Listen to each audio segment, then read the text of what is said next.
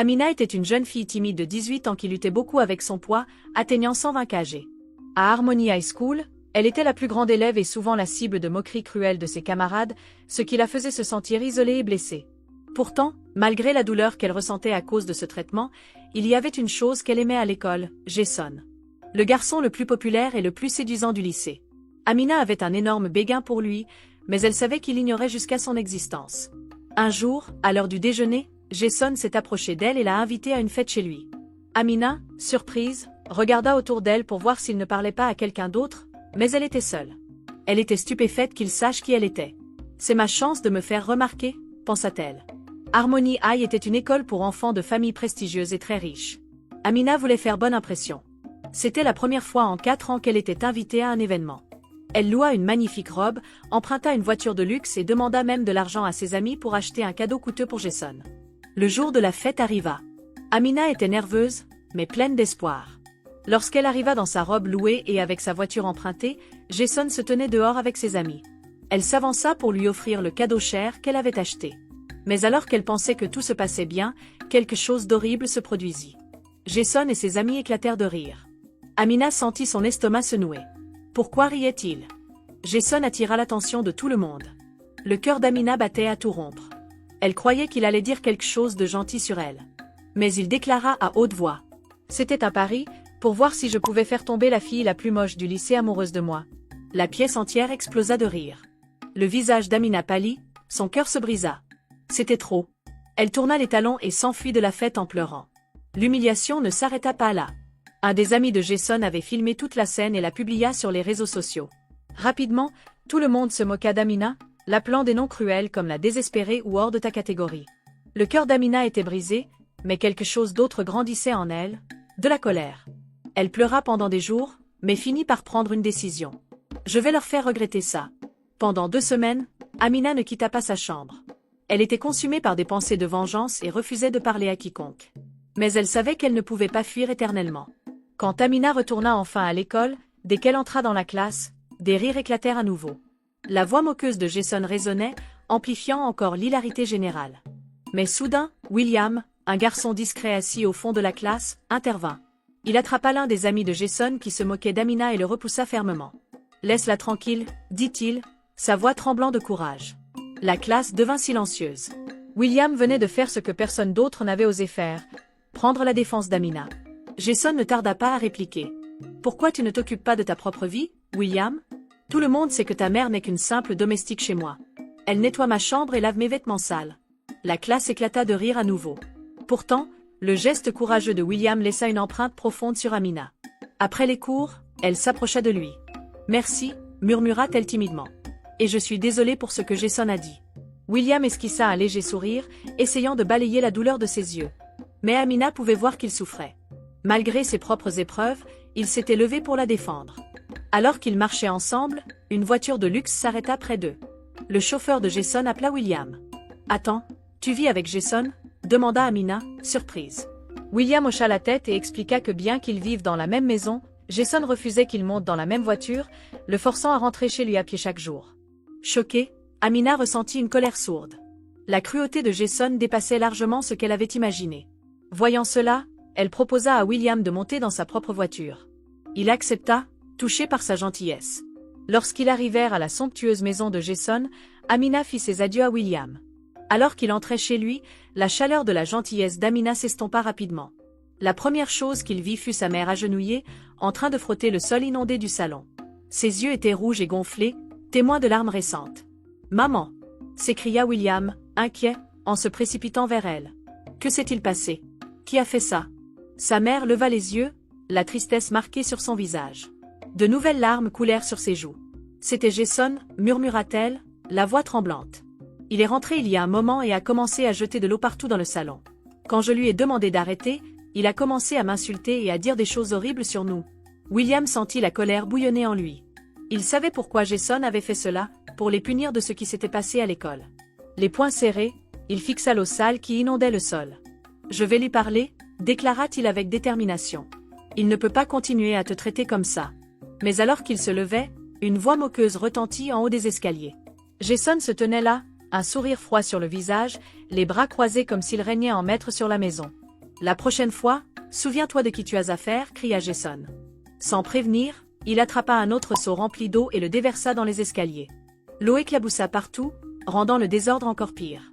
Certaines éclaboussures trempèrent les vêtements et les chaussures de William. La rage envahit William. Il voulait monter les escaliers et donner une leçon à Jason pour toutes les souffrances qu'il avait causées. Mais au moment où il fit un pas en avant, sa mère tendit la main pour l'arrêter. « S'il te plaît, William, non, supplia-t-elle. Ça n'en vaut pas la peine. Nous avons besoin de ce travail. » William s'arrêta. Sa colère se transforma en impuissance. Des larmes montèrent à ses yeux alors qu'il regardait sa mère, agenouillée au sol, épuisée et brisée par un travail incessant et des humiliations répétées.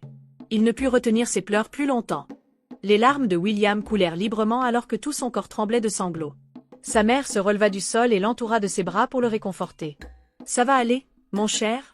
murmura-t-elle en pleurant aussi. « Nous surmonterons cela, et ce sera notre témoignage. » Mais alors que William pleurait dans les bras de sa mère, il fit une promesse silencieuse. Il ne laisserait pas Jason continuer à les traiter ainsi pour toujours. Un jour, les choses changeraient. Un jour, il serait libre de la cruauté de Jason. Pendant que William et sa mère terminaient de nettoyer le désastre, Jason, à l'étage, préparait déjà son prochain plan pour les tourmenter. Avec précaution, Jason descendit à la cuisine, s'assurant que la mère de William n'était pas dans les parages. Il aperçut la clé de la maison de William posée sur la table de la cuisine. Avec un sourire mesquin, il la glissa dans sa poche avant de retourner dans sa chambre. Plus tard dans la nuit, William et sa mère, épuisés par le nettoyage, quittèrent la maison de Jason pour rentrer chez eux et se reposer. Mais en arrivant devant leur porte, ils cherchèrent la clé partout sans succès. « Oh non, où est la clé ?» murmura la mère de William, inquiète. Les yeux de William s'écarquillèrent de panique. « Peut-être qu'on l'a laissée chez Jason, dit-il, le cœur serré. Je vais retourner la chercher. Attends-moi ici, maman. » Il prit rapidement un bus pour retourner chez Jason. Les rues étaient étrangement silencieuses à cette heure tardive. Arrivé devant la porte de la maison de Jason, il leva la main pour frapper mais s'arrêta en entendant des voix à l'intérieur. C'étaient celles des parents de Jason, Monsieur Michael et Madame Linda, qui semblaient avoir une conversation sérieuse. William se cacha derrière un buisson près de la porte pour écouter sans être vu. « Il est complètement hors de contrôle, » disait Madame Linda d'un ton empli de colère. « Tu sais qu'il a emprunté de l'argent sans même nous prévenir ? Et il a tout dépensé pour une fête. » Le cœur de William battait à tout rompre tandis qu'il écoutait. Monsieur Michael poussa un long soupir fatigué. « Aucun de nos enfants ne nous a causé autant de problèmes. Parfois, je regrette de l'avoir accueilli dans notre foyer après la mort de sa vraie mère. » Les yeux de William s'écarquillèrent sous le choc. « Quoi ? Qu'est-ce qu'il vient de dire ?» pensa-t-il, luttant pour comprendre cette révélation. « Jason n'est pas leur fils biologique ?» Monsieur Michael continua, la frustration dans la voix. « Nous avons tout fait pour lui.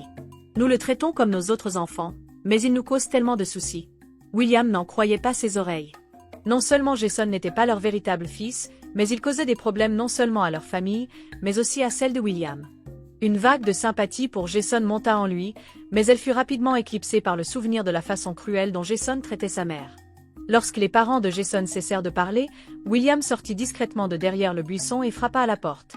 Madame Linda ouvrit, l'air épuisé. William afficha un sourire poli, faisant semblant de n'avoir rien entendu. « Bonsoir, madame, dit-il. Je crois que ma mère a oublié sa clé ici par erreur. » Madame Linda hocha la tête, bien que visiblement fatiguée. « Oh, la clé ? Laissons-moi vous aider à chercher. » Ils fouillèrent le salon et la cuisine, mais la clé restait introuvable. William savait au fond de lui que Jason l'avait sûrement prise, mais il garda le silence. Ce n'était pas le moment de le confronter. En quittant la maison sans la clé, William réfléchit à tout ce qu'il avait appris sur Jason. Pendant le trajet en taxi pour rentrer chez lui, les paroles de Monsieur Michael résonnaient encore dans sa tête. Jason n'est pas notre vrai fils. Le garçon qui avait causé tant de douleur et de chaos n'était même pas leur enfant biologique. Quand William arriva enfin à la maison, il trouva sa mère assise dehors, grelottant dans l'air glacial de la nuit. « As-tu trouvé la clé ?» demanda-t-elle avec espoir. William secoua tristement la tête. « Non, maman, elle n'était pas là. » Avec un soupir de déception, sa mère regarda autour d'elle. Il était tard, et ils n'avaient nulle part où aller. Ils s'assirent sur les marches devant leur porte, blottis l'un contre l'autre. La nuit devint de plus en plus froide, et bientôt, une pluie battante s'abattit sur eux, les trempant jusqu'aux os. William sentait sa mère trembler à ses côtés, et ses propres vêtements étaient complètement mouillés. Les larmes montèrent à ses yeux. Il aurait voulu pouvoir changer leur situation, mais tout ce qu'il pouvait faire était d'endurer cette longue nuit pluvieuse. Pendant ce temps, à l'école, le comportement de Jason devenait incontrôlable. Chaque jour, Il se montrait de plus en plus méchant, harcelant ses camarades et manquant de respect au professeur.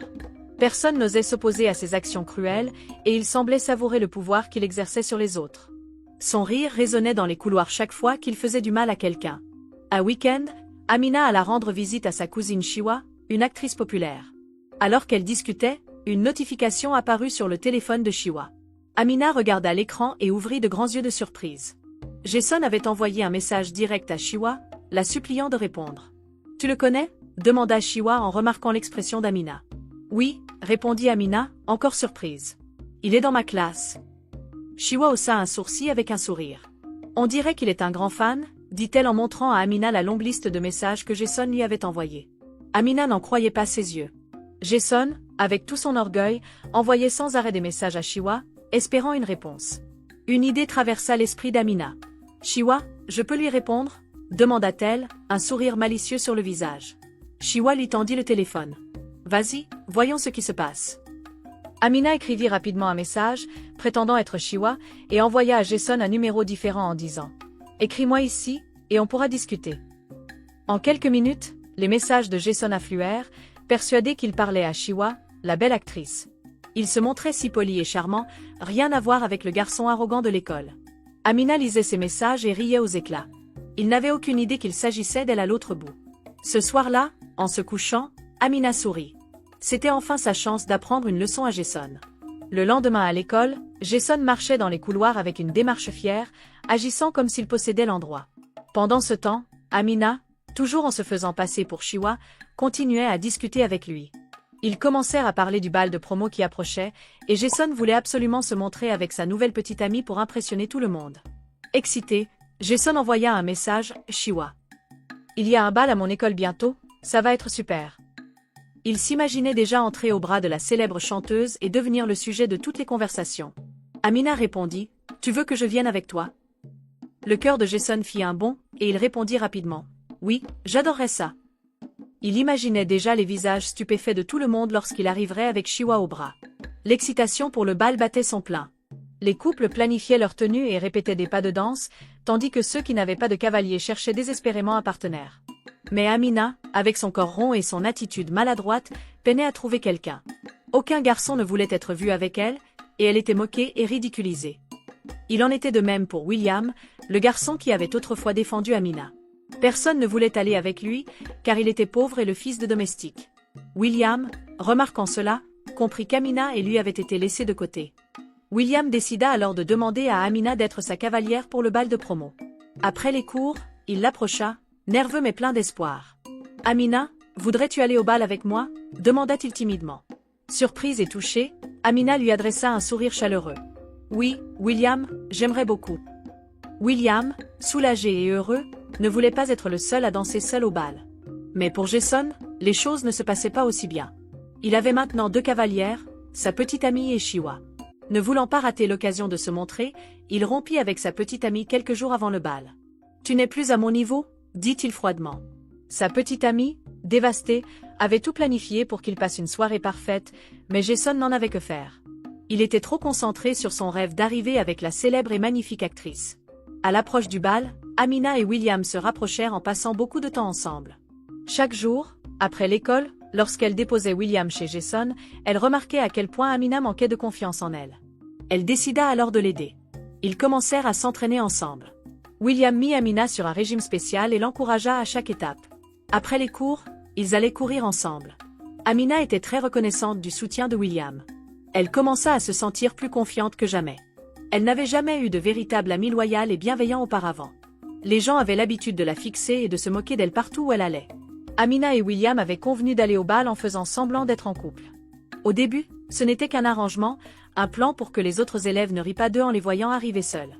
Mais au fil des semaines, et à force de passer du temps à s'entraîner ensemble, quelque chose d'inattendu se produisit.